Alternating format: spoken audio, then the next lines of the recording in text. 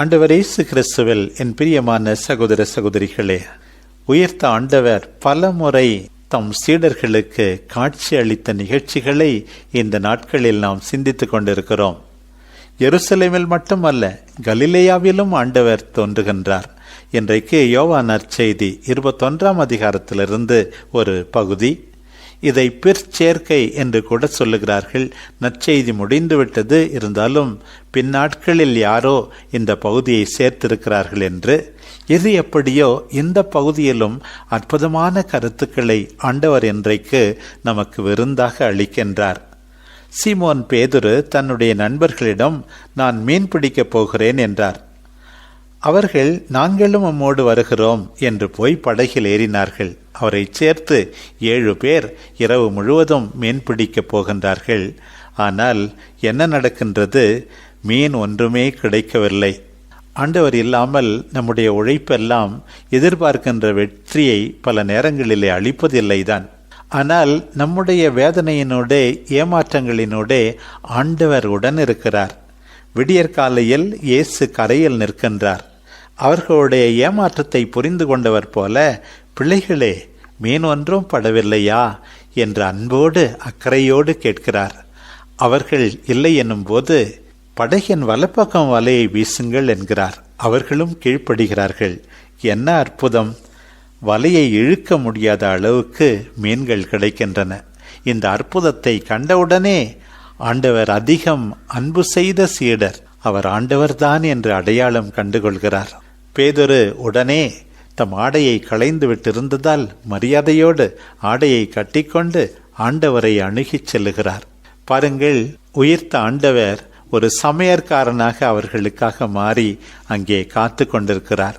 ஏற்கனவே கரி நெருப்பு மூட்டியிருக்கிறது. மீன்கள் வேக வைக்கப்பட்டு தயாராயிருக்கின்றன. அப்பங்களும் இருக்கின்றன. பிள்ளைகளே, வந்து சாப்பிடுங்கள் என்று அவர்களுக்கு உணவு அளிக்கின்றார். அது மட்டுமல்ல, நீங்கள் பிடித்த மீன்களையும் கொண்டு வாருங்கள் என்று அவர்களுடைய உழைப்பை மதிப்பது போல அவற்றிலிருந்தும் சிலவற்றை எடுத்து சமைத்து கொடுக்கின்றார். அந்த வலையில 153 மீன்கள் இருந்தனவாம்.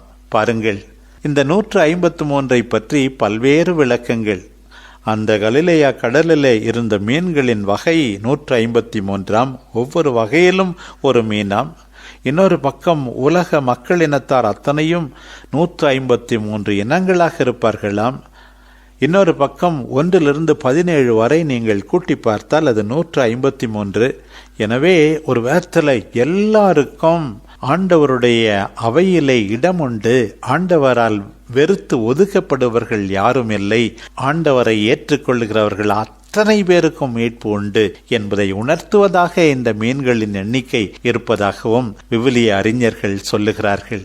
உயிர்த்த ஆண்டவரை நாம் உற்று பார்க்கிறோம். எந்த அளவுக்கு அக்கறையோடு, அன்போடு, தாழ்மையோடு செயல்படுகிறார் என்பதை. அதே உயிர்த்த ஆண்டவர்தான் கால் ஊனமுற்றிருந்தவருக்கு நலமளித்தார் என்று நேற்று மக்கள் கூட்டத்துக்கு அறிவித்த பேதுரு இன்றைக்கு மக்கள் தலைவர்களுக்கு திட்டவட்டமாக தைரியத்தோடு அறிவிக்கின்ற எழுச்சியை மீண்டும் இன்றைய முதல் வாசகத்திலே வாசிக்க கேட்டோம். உயிர்த்த ஆண்டவரின் பெயரால் தான் நமக்கு நம்பிக்கை உண்டு. அந்த ஆண்டவரில்தான் நமக்கு வெற்றி உண்டு.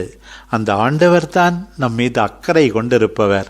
அந்த ஆண்டவர்தான் நமக்கு நலம் அளிப்பவர். அந்த ஆண்டவர்தான் நம் உடலுக்கும் உள்ளத்துக்கும் தெம்பளிப்பவர். சாப்பிடுங்கள் என்ற அக்கறையோடு நம்மை அழைப்பவர். பிள்ளைகளே என்று பாசத்தோடு நம்மை கூப்பிடுபவர். அந்த ஆண்டவரில் நம்பிக்கை வைத்து நம்முடைய நம்பிக்கை பயணத்தை தொடர்வோம். ஒருபோதும் கைவிடாதவர், எந்நாளும் நம்மோடு இருப்பவர், நமக்கு உணவு அளிப்பவர், மகிழ்ச்சி அளிப்பவர், நிம்மதி அளிப்பவர் நம் உயிர்த்த ஆண்டவர் தான் என்று எல்லாருக்கும் எடுத்துரைப்போம். ஆமென்.